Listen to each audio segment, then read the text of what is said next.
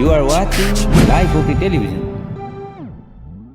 Life OK समाचारको साथमा Balvatika school Pepsicola learning made simple Jiva life to your style wellness mall natural way to improve your health. नमस्कार, life OK समाचारमा स्वागत छ। सुरुमा मुख्य समाचार। थप 3611 जनामा कोरोना संक्रमण पुष्टि। मिलेनियम च्यालेन्ज कर्पोरेसन सम्झौतालाई अघि बढाउन नहुने भीम रावल। पार्टी एकताका लागि भन्दै अनन्तकालसम्म पर्खेर बस्न नसक्ने ईश्वर पोखरेल।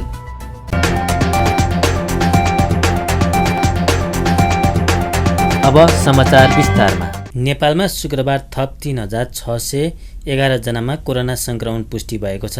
देशभर गरिएको 9783 पीसीआर परीक्षणका क्रममा 2467 र 4878 एन्टिजेन परीक्षणका क्रममा 1144 जनामा कोरोना संक्रमण पुष्टि भएको स्वास्थ्य मन्त्रालयले जनाएको छ। यो सँगै नेपालमा कोरोना संक्रमितको संख्या 7,53,633 पुगेको छ। त्यस्तै कोरोना संक्रमणका कारण थप 27 जनाको मृत्यु भएको छ। हालसम्म नेपालमा 9834 जनाले कोरोनाका कारण ज्यान गुमाएका छन्। त्यस्तै थप 1816 संक्रमित कोरोना मुक्त हुँदा हालसम्म नेपालमा 6,52,261 संक्रमित निको भएका छन्। हाल 31,014 सक्रिय संक्रमित आइसोलेसन र 390 जना क्वारेन्टाइनमा छन्। हालसम्म नेपालमा 35,94,202 वटा पीसीआर परीक्षण भएको छ भने 3,14,111 वटा एन्टिजेन परीक्षण भएको मन्त्रालयले जनाएको छ। नेकपाका उपाध्यक्ष भीमबहादुर रावले संसदबाट पारित नै नगरी मिलेनियम च्यालेन्ज कर्पोरेसन सम्झौतालाई अघि बढाउन नहुने बताउनु भएको छ। शुक्रबार बसेको प्रतिनिधि सभा बैठकमा रावलले एमसीसीमा उल्लेख भएका कुरा नेपालको संविधानसँग बाँझिने खालको भएको भन्दै संसदबाट पारित नै नगरी अघि बढाउन नहुने बताउनु भएको हो। उहाँले सबै संसदलाई एमसीसीको अध्ययन गर्न पाउनुपर्ने धारणा पनि व्यक्त गर्नुभयो। रावलले एमसीसीको नाममा आफ्नो भूमि कुनै पनि कम्पनीलाई सुम्पिन नसक्ने जिकिर लिनुभयो। उहाँले कुनै पनि देशसित कूटनीतिक सम्बन्ध बलियो बनाउनु पर्ने तर सन्धि गर्दा देशको हितमा भए नभएको ख्याल गर्नुपर्ने धारणा राख्नुभयो।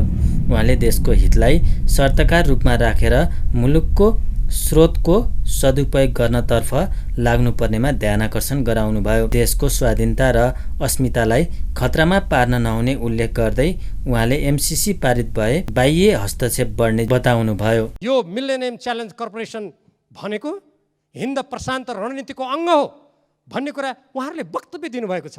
मलाई आश्चर्य लाग्छ, जुन देशले आफ्नो कम्पनीको बारेमा त्यस्तो भन्छ, कतिपय मानिसहरूले नेपालमा भनेको म सुन्छु, त्यो होइन।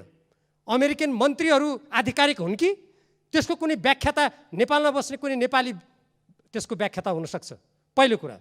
दोस्रो कुरा, त्यसमा भएका कतिपय व्यवस्थाहरू नेपालको संविधानसँग बाँच्छन्, नेपालको कानुनसँग बाँच्छन्, नेपालको हाम्रो अरू देशसँग जसरी हामीले पारस्परिक समानताको आधारमा ऋण लिनुपर्ने कुरा, अनुदान लिनुपर्ने कुरालाई जसरी व्यवस्थित गर्नुपर्ने हो व्यवस्थित गर्दै आएका छौँ, त्योसँग बाँच्छन्। मैले यो कुरा भनिरहँदा कुनै देश विशेषसँग नेपालको कूटनीतिक सम्बन्ध सुमधुर हुनु हुँदैन, कुनै अमुक देशसँग अनुदान लिँदैन पनि मेरो भनाइ होइन। हामी चाहे अमेरिकासँग लिउँ, चाहे हाम्रा छिमेकी भारत चीनसँग लिउँ, वा हामी अरू कुनै देशसँग लिउँ, त्यो हामी नेपाली जनताको सार्वभौम अधिकारमाथि आँच पुर्याउने किसिमको हुनु हुँदैन। कुनै प्रकारको सामरिक गठबन्धनमा त्यसले हामीलाई घिसार्ने किसिमको हुनु हुँदैन। 1962 हाम्रा दुई छिमेकीहरूको बिचमा लडाइँ भयो, त्यो बेलामा नेपालमा अहिलेको जस्तो बहुदलमा आधारित लोकतान्त्रिक प्रणाली थिएन, तैपनि हाम्रो देश कुनै पनि पक्षमा संलग्न भएन। नेपालले आफ्नो तटस्थलाई कायम गर्यो। आज हामी विभिन्न राजनीतिक दल, जनताबाट निर्वाचित, जनताप्रति उत्तरदायी, यो देशको स्वाधीनता मातृभूमिको रक्षाको लागि शपथ खाएका कटिबद्ध नेताहरू र प्रतिनिधि सभाका सदस्यहरू छौँ। यस्तो स्थितिमा मिलेनियम च्यालेन्ज कर्पोरेसनसँग सम्बन्धित कागजातहरू यो प्रतिनिधि सभामा सबै पेश गरिएका छैनन्। एउटा सम्झौता मात्रै पेश गरिएको छ। सम्झौता अनुमोदन नहुँदै तत्कालीन मन्त्रीबाट कार्यान्वयन सम्झौता जुन गरिएको छ त्यसको प्रतिलिपि यहाँ पेश गरियोस्। प्रतिनिधि सभाका सम्पूर्ण सदस्यहरूले त्यसको अध्ययन गर्न पाउनुपर्छ। त्यति मात्र होइन, त्यो सँगसँगै गरिएका अरू थुप्रै सम्झौताका प्रतिलिपिहरू छन्। ती प्रतिलिपिहरू प्रतिनिधि सभाका प्रत्येक सदस्यहरूले अध्ययन गर्न पाउनुपर्छ। त्यस्तै काङ्ग्रेस सांसद प्रदीप गिरीले एमसिसी परियोजनाको प्रस्ताव अमेरिकाबाट आएको बताउँदै त्यस्ता प्रस्ताव अरू छिमेकी देशबाट पनि आउन सक्ने धारणा राख्नुभयो। नेपालको स्पष्ट विदेश नीति नभएको फाइदा उठाउँदै कुनै पनि देशप्रति उग्र अभिव्यक्ति नदिन उहाँले आग्रह गर्नुभयो। त्यस्तै गिरीले गठबन्धनमा रहेका सबै दल र नेताले संविधान र व्यवस्था जोगाउन ध्यान दिनुपर्ने धारणा राख्नुभयो। कुनै अर्को प्रस्ताव कुनै दिन हिन्दुस्तानबाट आउला अथवा आइसकेको होला, चीनबाट आउला अथवा आइसकेको होला। युरोप युनियन एउटा शक्तिका रूपमा अगाडि बढिरहेछ, त्यहाँ पनि आइसकेको होला। नेपाल एउटा सानो देश छ, भूगोलका हिसाबले सानो छैन, त्यता नजानु होला। भारत र चीनका छेउमा परेर हामी सानो देखिन्छौँ। विश्वका राष्ट्रहरूका तुलनामा आफूलाई हेर्नुको भने हामी मनकै ठुलो पनि छौँ। संसाधनले हामी रहित छौँ, गरिब छौँ, तर हामी दरिद्र छैनौँ। मानसिकता मात्रै गरिब छ। हामीसँग भएको अक्षय र अद्भुत र अमूल्य प्राकृतिक स्रोतहरू, हाम्रा नदी नालादेखि पर्वतराज हिमालयसम्मका जुन निहित संसाधन छन् हामीले च्याउन पनि भएको छैनौँ। हामीलाई त विदेशी डलरको मात्रै भोग छ, खोजी छ। यो ठुलो सांस्कृतिक विषय छ, राजनीतिक विषय मात्र छैन। त त्यता जाने समयले मलाई छैन। अहिले म के भन्न चाहन्छु भने भारत, चीन, संयुक्त राज्य अमेरिका, अर्को शक्तिका रूपमा आकाङ्क्षी अनेकानेक राष्ट्र, युरोप युनियनदेखि जापानसम्म, ती देशमा विदेश नीतिका सिलसिलामा यत्रो ज्यादा तथ्यहीन र उग्र मतभेद हुन्छ। सानो प्रश्न छ मेरो। चाहे अमेरिका हेर्नुहोस्, चाहे भारत हेर्नुहोस्, चाहे चीन हेर्नुहोस्, ठिक छ, बेठिक छ, उनीहरूको जे दृष्टिकोण छ, नेपालप्रति आफ्नो दृष्टिकोण छ। त्यो ठिक छ कि बेठिक छ भन्दिनँ, ज्यादा बेठिक नै होला। तर बेठिक किन छ भने हामी नेपालीले आज राजनीतिक दलको यत्रो दबदबामा, चकचकीमा, देशमा लोकतन्त्र होइन ज्यादातर दलतन्त्र चलिरहेको बेलामा, पछिल्लो सर्वोच्च अदालत अपवादको रूपमा आएको छ। यो दलतन्त्रका माझमा हाम्रा सरोकारवाला दलहरू किन साझा विदेश नीति बनाउन सक्दैनन्? पूर्व वक्ता माननीयले जस्तै सारगर्भित कुरा भन्नुभए पनि यो सम्झना राख्न आवश्यक छ, जबसम्म मुलुकका सरोकारवालाहरू, मुलुकका सबै दलहरू र साझा विदेश नीतिका प्रति प्रतिबद्ध हुँदैनन्, हामीहरूमध्ये प्रत्येकले एकअर्कालाई तल देखाएर, उँचा देखाएर मुखको तितो मात्रै पोख्छौँ। अहिले यस खास सन्धिका बारे म टिप्पणी गर्न चाहन्न। त्यस्तै माओवादी केन्द्रका सांसद गिरिराज मणि पोखरेलले वर्तमान गठबन्धनको सरकारलाई आचार संहिता बनाएर न्यूनतम साझा कार्यक्रम ल्याउन सुझाव दिनुभयो। वाम लोकतान्त्रिक गठबन्धनबाट बनेको सरकारले सहमतिको आधारमा काम गर्नु जरुरी रहेको उहाँले बताउनुभयो। एउटा न्यूनतम साझा कार्यक्रम, न्यूनतम साझा आचार संहिता र सरकार सञ्चालनको लागि एउटा संयुक्त संयन्त्र निर्माण गरेर चाँडोभन्दा चाँडो अगाडि बढौँ। यतिखेर लोक वाम प्रजातान्त्रिक एकताको एउटा माहौल बनेको छ, यसलाई अझ व्यवस्थित गरौँ। 72को संविधानकै लगत्तै हामीले अवलम्बन गर्नुपर्ने त्यो बाटो थियो, कतै कमीहरू भए, नयाँ परिस्थिति आएको छ, फेरि एकपटक त्यसलाई व्यवस्थित गरेर लैजानुपर्ने आवश्यकता छ। यो क्षेत्रमा पनि पर्याप्त बहस होस् भनेर म आग्रह गर्दछु। सरकारका अगाडि धेरै चुनौतीहरू छन्, धेरै जिम्मेवारीहरू छन्। कोभिडको बारेमा, अन्य समसामयिक मुद्दाहरूको बारेमा उठि नै रहेका छन्। सरकारले ध्यान दिनुपर्ने एउटा महत्त्वपूर्ण पक्ष चाहिँ म यतिखेर यो जलवायु परिवर्तनले सिर्जना गरेका समस्या, चुनौती र समाधानको बारेमा अलिकति ध्यान आकृष्ट गर्न चाहन्छु। गएको सदनमा मेलम्ची र मनाङका बारेमा मान्यज्यूहरूले विषय उठाउनु भएको छ। वास्तवमा मनाङ र मेलम्चीमा हामीले ठुलो विपद झेल्नु पर्यो र यसबाट हामी मर्माहित भएका छौँ। त्यहाँका प्रभावित समुदायहरूलाई राहत र व्यवस्था गर्न स्थानीय, प्रदेश र केन्द्रीय सरकारले उचित पहल गर्दैछ भनेर हामी आशा गरौँ। बैठकमा एमाले सांसद कृष्ण भक्त पोखरेलले राजनीतिक पूर्वग्रह राखेर भूमि सम्बन्धी समस्या समाधान आयोग विघटन गर्न खोजिएको भन्दै आपत्ति जनाउनुभयो। एमालेसँग पूर्वग्रह साधेर जनतालाई संविधानले ग्यारेन्टी गरेको मौलिक हकबाट वञ्चित गर्न नमिल्ने उहाँको भनाइ छ। सङ्कलन गरिसकेका छ। 753 स्थानीय तहमध्ये 743 स्थानीय तहसँग लगत लगायतको जग्गाधनी प्रमाण पूर्जा तयार गर्नका निमित्त नापी नक्सा गर्नका लागि सम्झौता पनि गरिसकेका छ। सयौं नापी प्राविधिकहरू फिल्डमा अहिले जग्गा नापीको काममा खटिरहेका छन्। 21 करोड 27 लाख रुपियाँ यो कार्यमा खर्च पनि भइसकेका छ। तर अहिलेको शासक वर्गले एउटा यस्तो सन्तास दिइरहेको छ कि अब यो आयोग विघटन हुन्छ। किन विघटन गर्नुपर्छ त भन्दा कि जनतालाई, जो भूमिहीन जनतालाई साँचो अर्थमा उनीहरूलाई मालिक बनाइयो भने, उनीहरूले जग्गाधनी प्रमाण पूर्जा पाए भने नेकपा एमालेलाई सम्झिरहनेछन्। त्यसैले गर्दा आयोग विघटन गर्नुपर्छ भनेर सन्तास दिएर तल तलका जिल्लाका समितिहरूलाई काम नगर्ने वातावरण तयार गरिएको छ। कर्मचारीलाई त्यस ढङ्गबाट निर्देशन दिन सुरु गरिएको छ। बैठकमा प्रधानमन्त्रीको तर्फबाट कानुन, न्याय तथा संसदीय मामिला मन्त्री ज्ञानेन्द्र बहादुर कार्कीले नेपाल सरकारको वार्षिक प्रतिवेदन पेश गर्नुभएको थियो। प्रतिनिधि सभाको अर्को बैठक साउन 19 गते मङ्गलबार बस्नेछ। नेकपा एमालेका महासचिव ईश्वर पोखरेलले पार्टी एकताका लागि भन्दै अनन्तकालसम्म पर्खेर बस्न नसक्ने बताउनु भएको छ।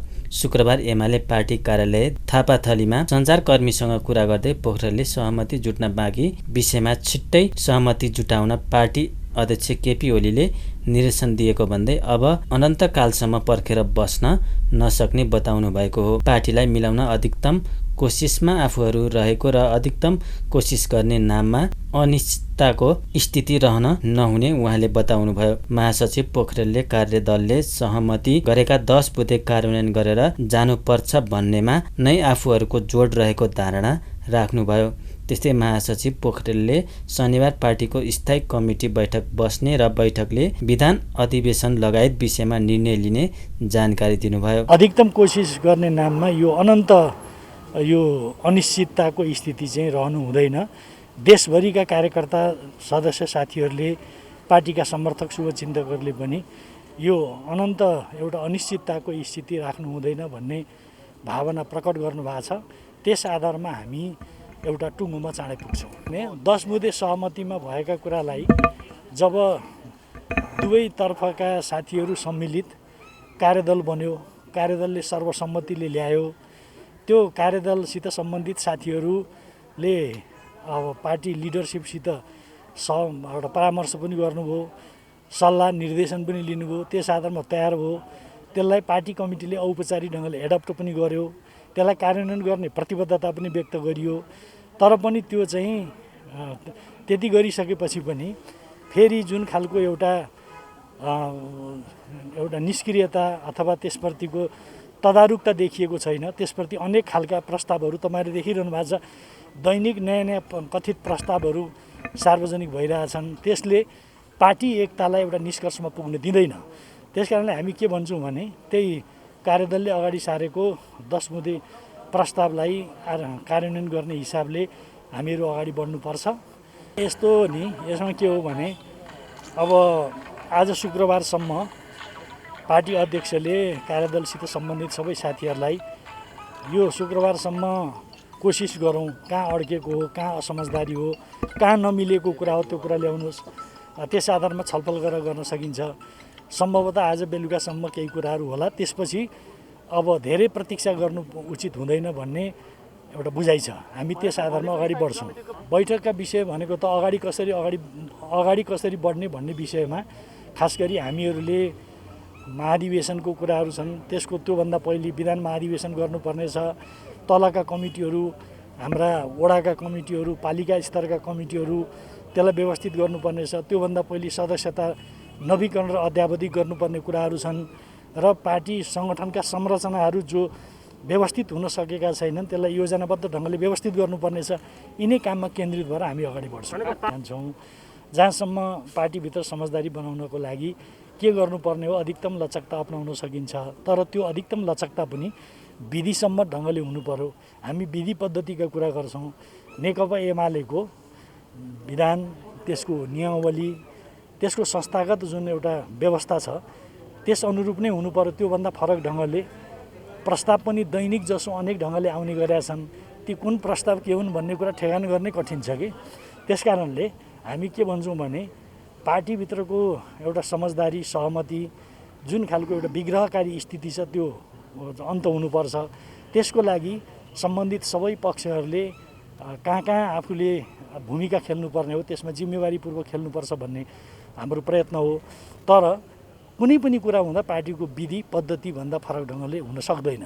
पार्टी महाधिवेशनले पारित गरेको विधान छ, नियमावली छ, त्यस अनुरूप जब जेठ 2 गते हामी 2075 साल जेठ 2 गते जाने कुरा गरिरहेछौँ त जेठ 2 गते 2075मा जाँदाखेरि त्यस बेलाको विद्यमान विधान र नियमावलीले के भन्छ त्यसले अनुमति दिने, त्यसले स्वीकार गर्ने, त्यसमा व्यवस्था भएको कुरालाई नै हो पालन गर्नु पर्यो नि सबैले। एमालेको विवाद समाधानका लागि गठित कार्यदलले असार 28 गते 10 बुँदे सहमति गरेको थियो। तर सहमतिमा नेताहरूबीच नै मतभेद रहेपछि विवाद समाधान हुन सकेको छैन। यद्यपि नेताहरूले भने सहमतिका लागि अधिकतम प्रयास गर्ने बताउँदै आएका छन्।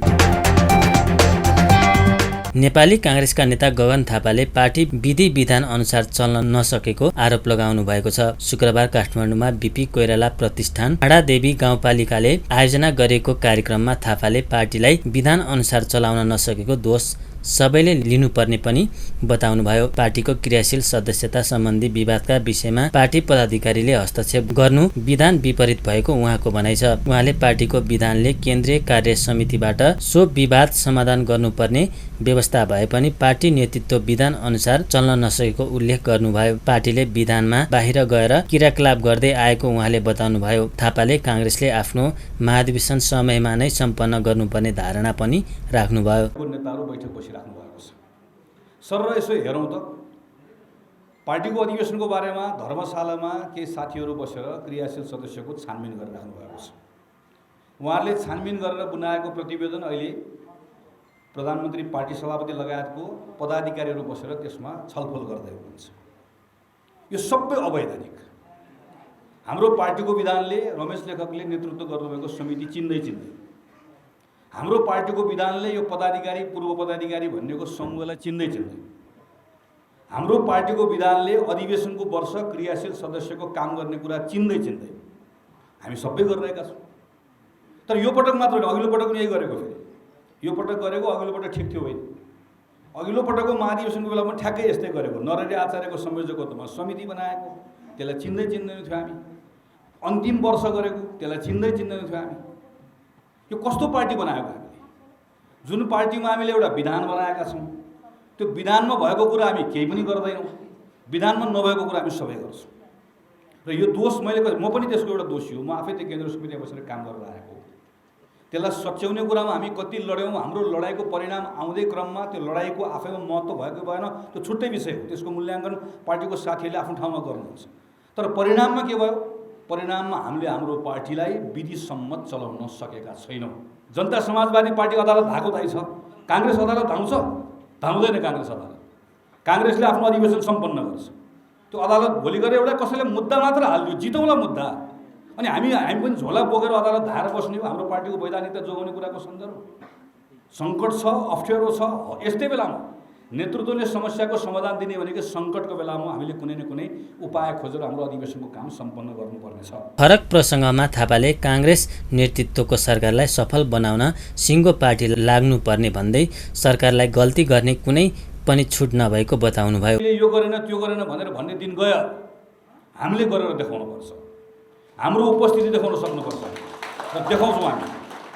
हामीहरू सबै मिलेर गर्ने हो।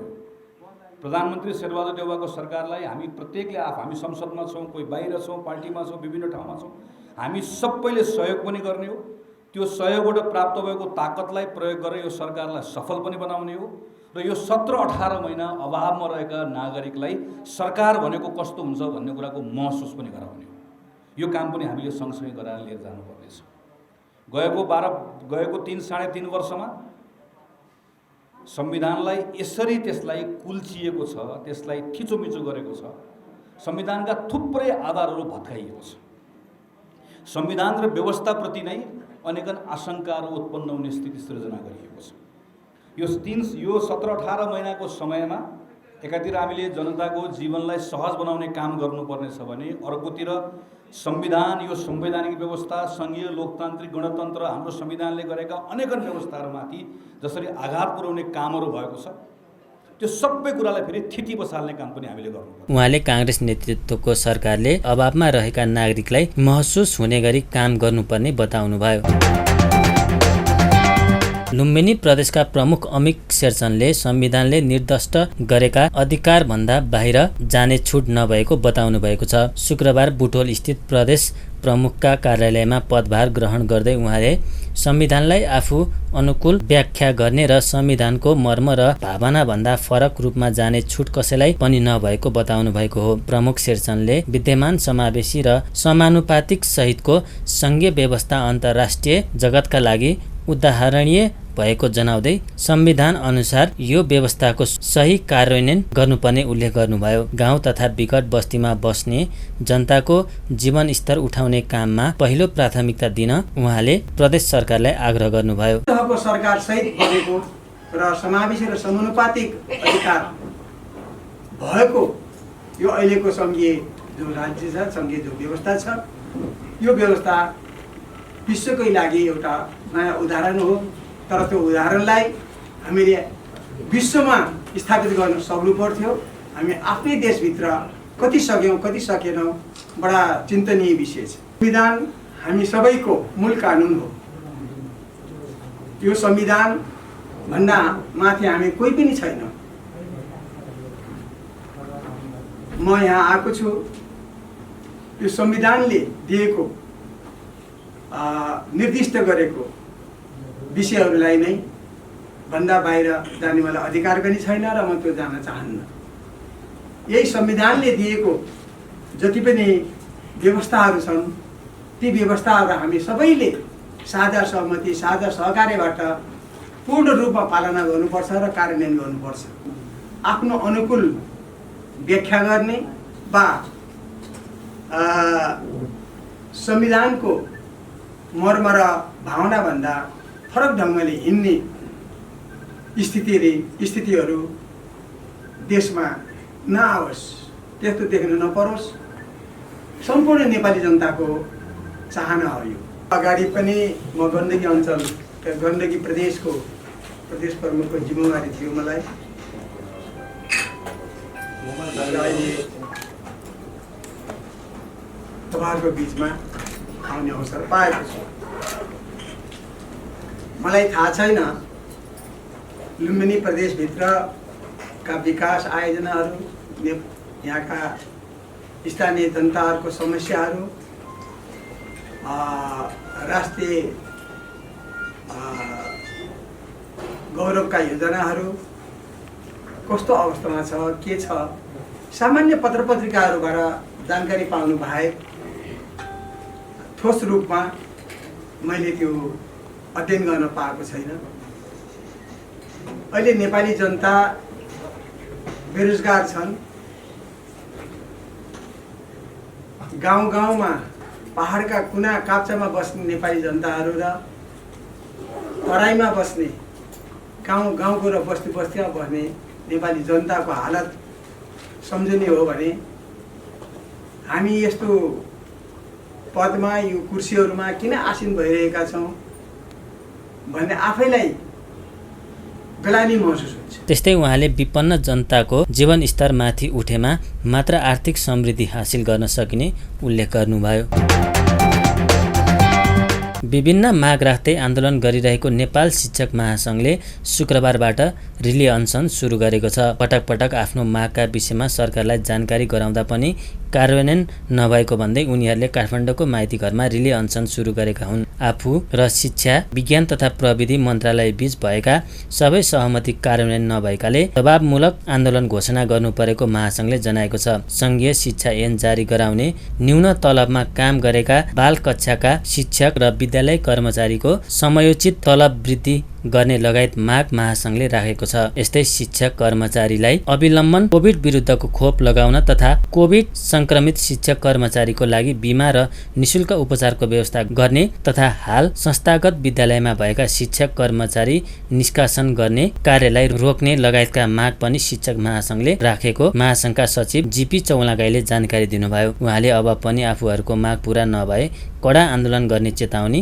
दिएका हुन्। 76 साल फाल्गुन 8 गतेदेखि नेपाल सरकार शिक्षा मन्त्रालयसँग 34 विधि मागहरू चाहिँ कार्यान्वयनको सम्बन्धमा सम्झौता भएका थिए। त्यो सम्झौता चाहिँ अहिलेसम्म व्यवस्था गरेर कार्यान्वयन नगरेको र थप अहिले फेरि जटिलता नेपाल सरकार निजामतीका शिक्षक नेपाल निजामतीका कर्मचारीहरूलाई चाहिँ विशेष सेवा सुविधाहरू प्रबन्ध गरेको र शिक्षकहरूलाई प्रबन्ध नगरेको हुनाले त्यसका विरुद्धमा नेपाल शिक्षक महासंघ वैशाखदेखि आन्दोलनरत छ र आन्दोलनमा क्रियाशील छ।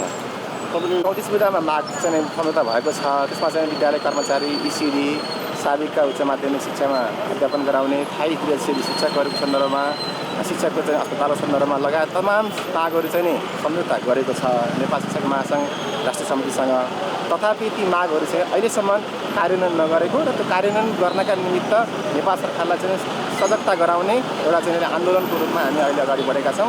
यो आन्दोलन यदि अहिले पनि हामी सहज रूपमा सरल तरिकाबाट गरिरहेका छौँ, यो आन्दोलन फेरि नेपाल सरकारले चाहिँ सुन्ने स्थिति भयो भने त्यसलाई हामी एउटा भयावहको रूपमा हामी यसलाई लिन्छौँ र सम्पूर्ण देशभरिका शिक्षकहरूलाई काठमाडौँ केन्द्रित गरी आन्दोलनलाई हामी बढावा दिन चाहन्छौँ। शुक्रबारदेखि नै महासंघले 753 पालिकामा रिले अनसन सुरु गरेको छ। शिक्षकको मागको सम्बोधन नभएमा सबै ठप्प पारेर राजधानी केन्द्रित भई निर्णायक आन्दोलन गर्ने महासंघले चेतावनी दिएको छ। प्रहरीले ठमेलमा अवैध चिनिया रक्सी कारखानामा छापा मारेको छ। महानगरीय प्रहरी अपराध महाशाखाको टोलीले अवैध रक्सी कारखानामा छापा मारेर सञ्चालक चिनिया नागरिक सी जी हुईलाई पक्राउ गरेको हो। चिनिया नागरिकले मेसिन नै राखेर चिनिया लोकल रक्सी अवैध रूपमा रक्सी उत्पादन गरिरहेका थिए। ठूलो मात्रामा तयारी रक्सी तथा करिब 10,000 लिटर रक्सी उत्पादन गर्न तयार पारिएको कच्चा पदार्थ समेत बरामद गरिएको महाशाखाका प्रमुख एसएसपी चन्द्र कुँवर खापुङले जानकारी दिनुभयो। लोकल रक्सी अवैध रूपमा रक्सी उत्पादन गरिरहेको सूचनाका आधारमा लामो समयदेखि निगरानी गर्दा चिनिया ब्रान्डमा लोकल रक्सी बिक्री वितरण भएको पाइए पनि छापा मारेको उहाँले बताउनुभयो। उहाँले महँगोमा लोकल रक्सी बिक्री वितरण गर्न गरिएको पाइएको जानकारी दिनुभयो। यो चाहिँ यहाँ लोकल प्रोडक्सन गर्छन्, मेसिन नै युज गरेर होइन, मेसिनकै प्रयोग गरेर चाइनिजहरूले चाहिँ लोकल रक्सी चाइनिज फ्लेभर दिएर अलिकति लोकल रक्सी प्रोडक्सन गर्छन् भन्ने किसिमको सूचनाहरूको आधारमा हाम्रो टिमले चाहिँ लामो समयदेखि चाहिँ निरन्तर निगरानी गरिरहेको थियो। सर्भिलेन्समा थियौँ हामी होइन, एक्सेस गरिरहेको थियौँ। त्यतिकैमा केही मानिसहरूले चाहिँ यो रक्सी लानु थालेको फाटाफुट्टा धेरै चहलपहल नभए पनि अलिकति त्यो देखिएपछि चाहिँ हामीले यहाँ केही छ भनेर आज चाहिँ हामीले सर्च गरेको हो। यो सर्च गर्ने क्रममा तपाईँले देखिहाल्नुभयो सबै कुरो होइन, यहाँ निकै ठुलै स्केलमा चाहिँ यो रक्सीहरू चाहिँ प्रोडक्सन गरिने रहेछ। यहाँनिर तयारी कच्चा पदार्थ पनि यहीँ तयार गर्ने, कच्चा पदार्थ तयारी बनाएर विभिन्न किसिमको ब्रान्ड बनाएर होइन, विभिन्न ब्रान्डिङ गरेर अब बोल्टेड नै गरेर चाहिँ यहाँनिर यिनीहरूले अब ठ्याक्कै लोकल रक्सी चाइनिज लोकल भने यो चाहिँ धेरैलाई थाहा हुँदैन रहेछ। तर जो थाहा हुने एउटा सर्टेन समुदाय छ तिनीहरूमा महँगै गरी बेच्ने रहेछ कि यो रक्सी। अनर भनेको एकजना चाइनिज नागरिक छन्, उनलाई हामीले नियन्त्रणमा ल्याएको छौँ। अब यहाँ अन्य हामी थप अनुसन्धान गर्दैछौँ। अहिले पक्राउ परेका चिनिया नागरिकका बारेमा थप अनुसन्धान भइरहेको प्रहरीले जनाएको छ।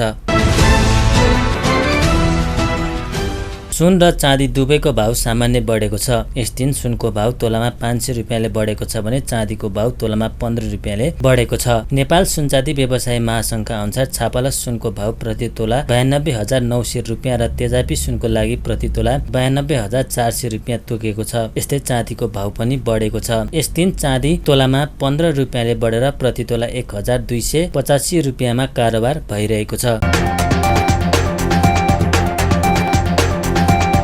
अन्त्यमा प्रमुख समाचार फेरि एकपटक। थप 3,611 जनामा कोरोना संक्रमण पुष्टि। मिलेनियम च्यालेन्ज कर्पोरेसन सम्झौतालाई अघि बढाउन नहुने भीम रावल। पार्टी एकताका लागि भन्दै अनन्तकालसम्म पर्खेर बस्न नसक्ने ईश्वर पोखरेल। हस् त अहिलेका लागि लाइफ ओके समाचार यति नै। हेर्दै गर्नुहोला लाइफ ओके टेलिभिजन। नमस्कार।